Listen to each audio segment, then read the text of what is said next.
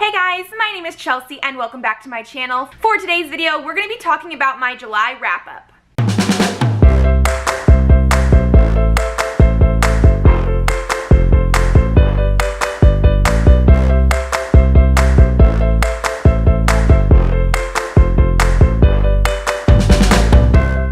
So this month I read 12 books, which is actually quite amazing for me. Some of them are mangas, so those are quite quick to get through, but in general, the theme seemed to be like contemporary romance. I was just really in the mood for that at the very beginning of this month especially, and so that's pretty much all I read. There's a couple exceptions to those, but let's get on to the first book. The first book I read in July is the Kiss Quotient by Helen Huang. I gave this, I believe, a 4 out of 5 stars.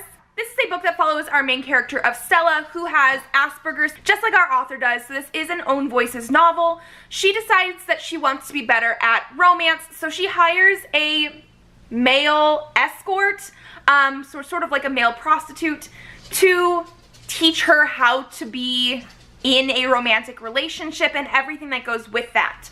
I really liked the representation that was in this. Stella is a character that I really enjoyed reading from. It's a perspective that you don't really hear a lot, and so I thought the author, it was amazing that she decided to share this part of her life with us. I really just loved that so much. The relationship in here as well, I felt developed in a very realistic way. I loved what the characters were doing. We did get perspectives of both Stella and the love interest, Michael. Some of the issues in here were issues that are more like communications based, which are not my favorite issues that couples can have in books like this, but with the characters being who they were, it was very believable. My only issue with this, making it go down to 4 stars for me, was the fact that it jumped into the sexy times quite quickly. And yes, that is part of the premise of the book, but it just made me very uncomfortable, probably because Stella was uncomfortable in that part as well. I prefer my romances to be very much more based on the feelings of the characters over the like physical aspect of it. And while good relationships have both, I just prefer one over the other. And so because it jumped so readily into the physical aspect, but the characters were not completely comfortable with it, I also was not comfortable with it. And so once that part was over, I would have given it 5 out of 5 stars, but for right now I'm going with 4 out of 5. Then I read Stupid Love Comedy. This is by Su Sakurai. I am giving this 3 out of 5 stars. This is a completed manga series in 1 volume that follows a girl who is a mangaka, so a manga writer, and she is sort of lazy. She doesn't get her pages in on time. She is not completely held responsible for it, like herself. She does not hold herself responsible for it as much, and she gets a new editor, which is this guy right here, and hilarity ensues. He tries to make her a better writer and that kind of stuff. I think I'm giving this a 3 stars because I did not realize what I was getting into when I first picked this up. Based on the summary on the back and the title, I was assuming more of a romance type of story, and there's basically none in there whatsoever. The only sort of romance aspect to it is the fact that she writes like shoujo manga, so that is like the typical manga that is marketed to younger women, and it usually has a romantic element to it. The overall concept of the story was actually very interesting. It gives you more of an idea of what happens with people who actually do write manga and the publishing process and everything like that. I thought that was very interesting. My biggest issue though is the main character of Suzu is, I don't know how to quite say this, she is very over the top. She is ridiculously silly and doesn't think about people's emotions. Like, she's very self-centered, not in the fact that she thinks she's amazing, but the fact that she doesn't consider other people's feelings because she is sort of lazy with her work, and then it all just sort of snowballs from there, and it makes other people late with their work. And I have to say, based on the notes that are in here, which are actually from the editors and everything from this manga, apparently most of these stories that happen in here are based on real life stories from the actual author. So it seems like the author is also sort of over the top and a little bit crazy and doesn't pay attention to other people's feelings either. but I still just didn't find it believable. It was a little bit too silly for me. I don't prefer the sort of slapstick type of comedy in my mangas, and so for that I'm giving it a 3 stars. Then I read The Hating Game by Sally Thorne. This I am giving 5 out of 5 stars. I absolutely loved it. I actually picked this up based on a recommendation from a coworker because I recommended the Kiss Quotient to her.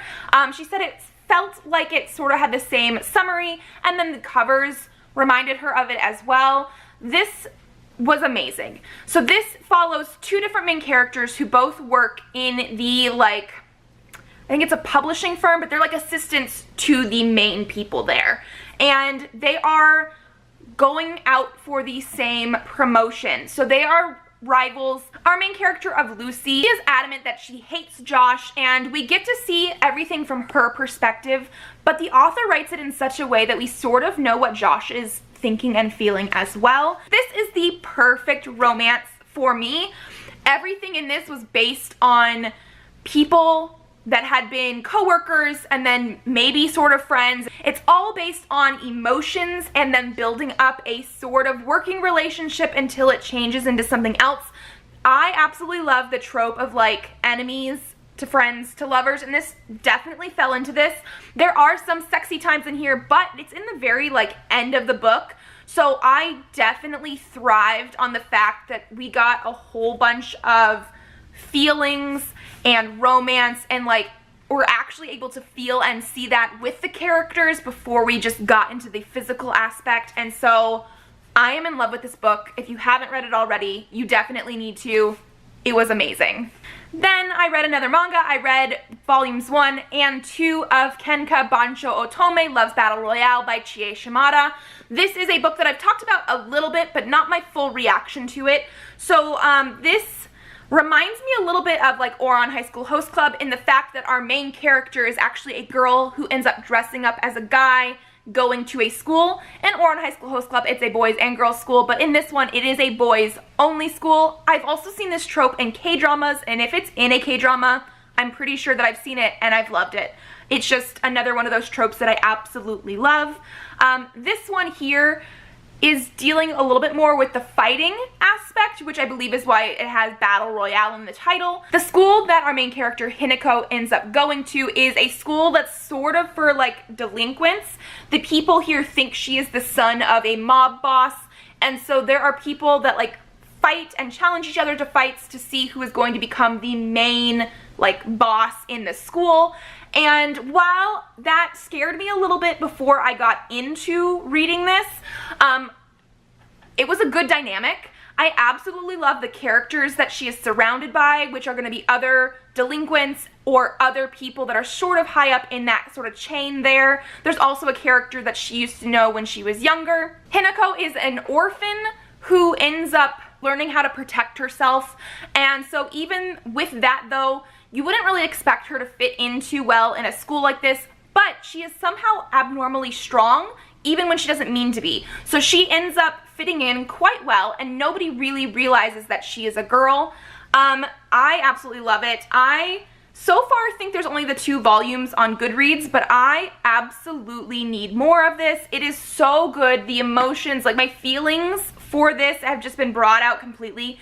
Like the entire time I was like just so happy for it. Like I can't even talk right now. It is a reverse harem manga in the fact that we have one main character who is a girl, and she is surrounded by a group of guys who are pretty much going to be her friends, help take care of her, that kind of thing, like Ouran High School Host Club. And so this is really good. I know it is based on an Otome game, which I have not played, but I'm very interested in, and I think there is an anime based on, I think, the game / manga as well, so I'm going to be looking that up very shortly. The next book I read was While Beauty Sleeps, and this is by Ripley Proserpina.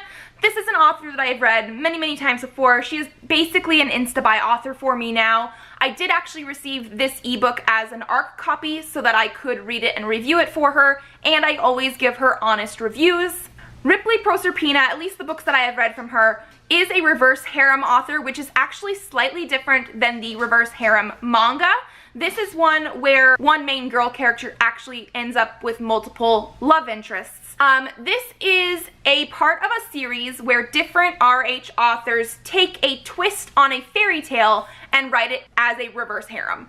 And so this one took a twist of Sleeping Beauty. I actually ended up giving this book, I want to say 3, maybe 3.5 stars. It was good, but it was not my favorite of her books.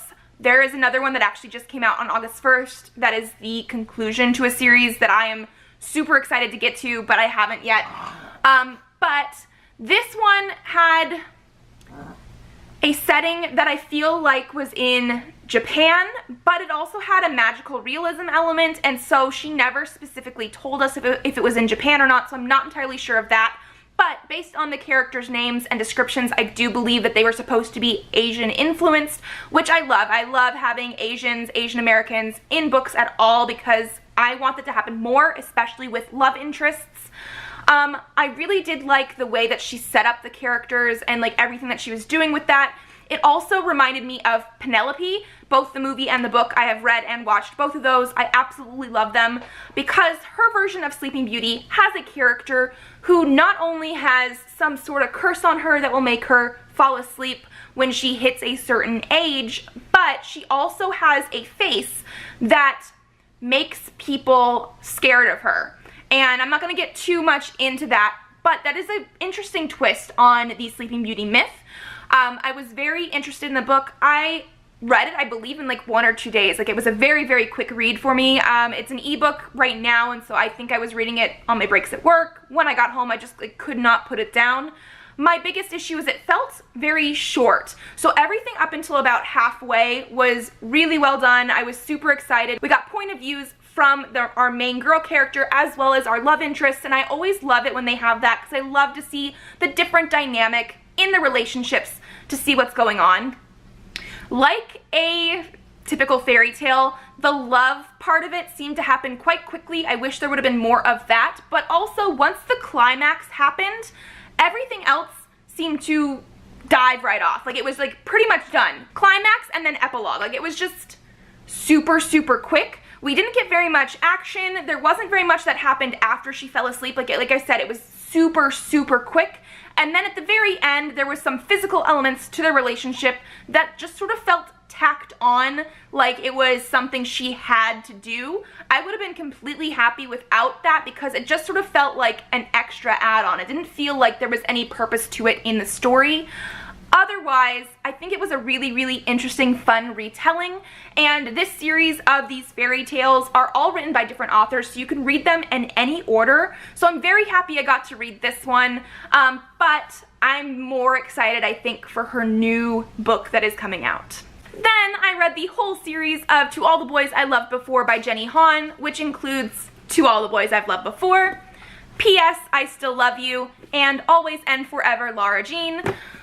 I gave the first 2 books 3.5 stars and the last one 2.5 to 3 stars. I do not usually read young adult contemporary, especially when it's romance.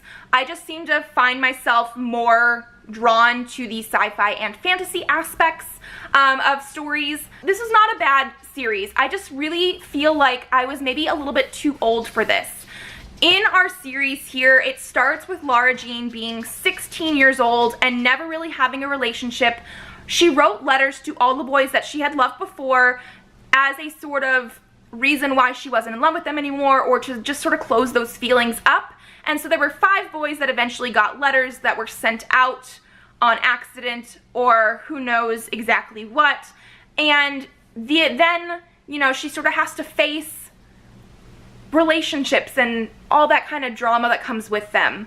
My reasoning for thinking that I was too old for this series now is that I am 28 years old, and even though she is 16, and so are some of the other characters are a little bit older, everybody felt very young and naive. There were so many conflicts based on characters not talking to each other, and they just sort of felt silly.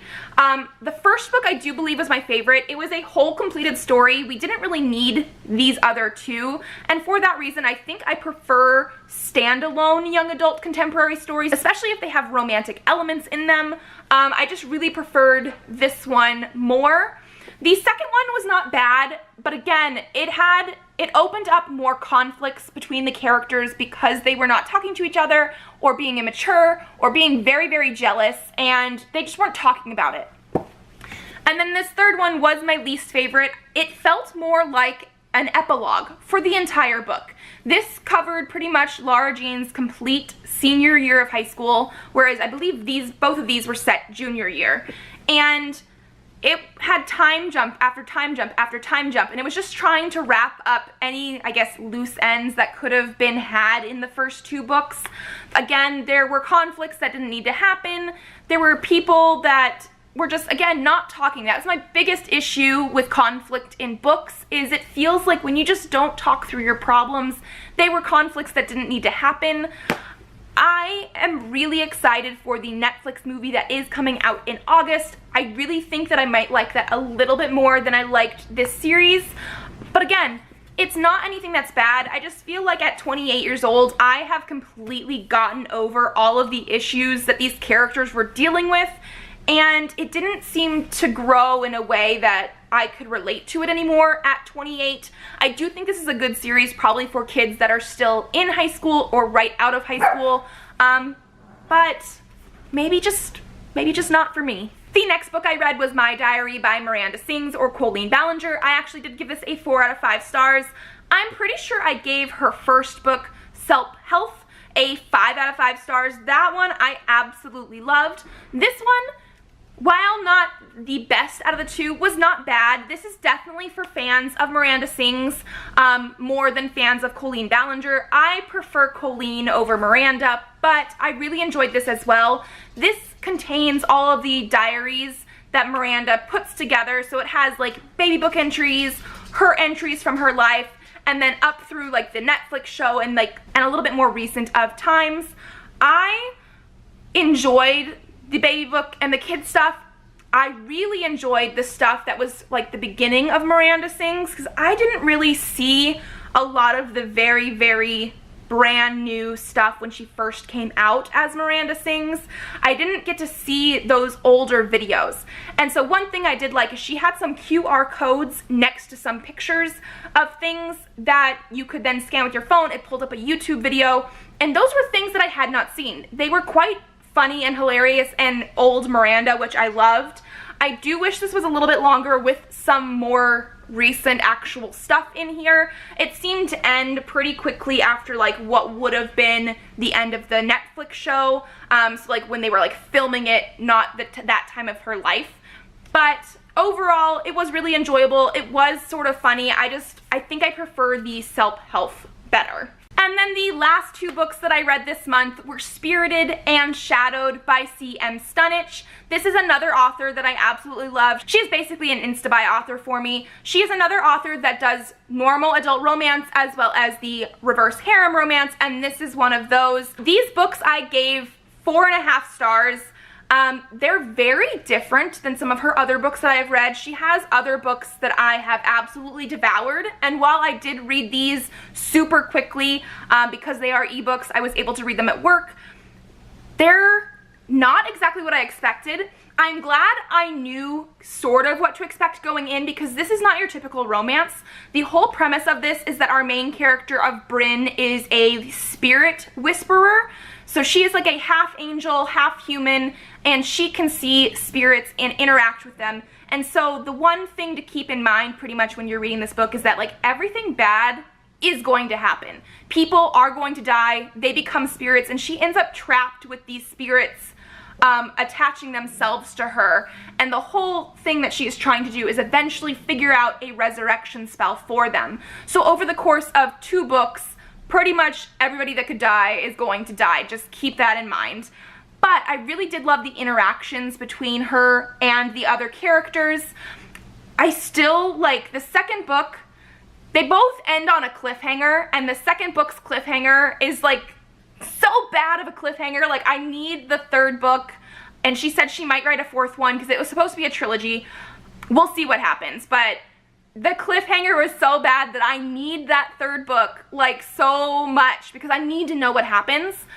I can't really give you guys more than that just because of the type of book it is, but if you like romance, especially ones that have different sort of creatures in them, because one of the guys is like a griffin who has, you know, wings, lion's tail, it's very like fantasy heavy, which I love, but just keep your expectations low for like people living happily ever after so far, because we have no idea what's gonna happen, and then you should be happy with it. If you guys like this video, give it a thumbs up to let me know. Leave me a comment down below letting me know what kind of books you guys read this month. Subscribe to this channel if you would like to see more videos. I do have videos up every Monday and Thursday, so I will see you then. Bye!